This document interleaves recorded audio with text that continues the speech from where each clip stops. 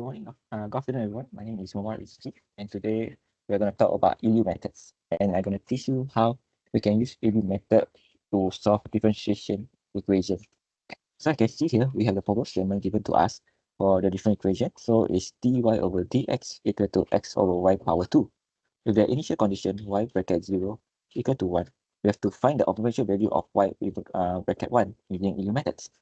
So before we get into the method of using Euler methods, I'm just going to explain a bit about Euler method. So Euler method is a straightforward numerical technique to approximate solution of first order differential equation. The general form of Euler method for an initial value problem. I can see these are the function key to use to solving the Euler methods. So you can say this is the functions. Okay, so the revision of Euler method formula for a given problem is as follows. So for the given differential equation, dy over dx equal to x over y power 2. The function f bracket x comma y equal to x over y power 2. So for this, we're also using our h. You can see the step size for today is going to be 0.1. So let's go down a bit. So for this, the graph shown in the word is showing the function, initial point, and step size approximation of Euler method. So for us to get this graph, we have to solve the problem first. So here is the analytical solution.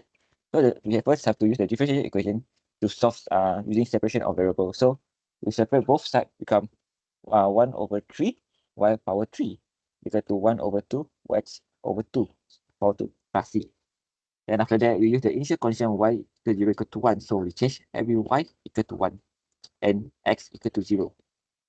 So what we get is 1 slash 3 power 1 over 3 equal to 0 plus 3 plus c, which implies c equal to 1 over 3. Thus the solution is 1 over 3 y power 3 equal to 1 over 2 x power 2 plus 1 over 3, which simplify to y over 3 equal to 3 over 2 and 3 slash 2 x power 2 plus 1. So what we get is 3 over 2 x power 2 plus 1 over power 1 over 3. So what we get is for x1, when x is 1, y is 1 equal to 3 slash 2, 1 over power 2 plus 1.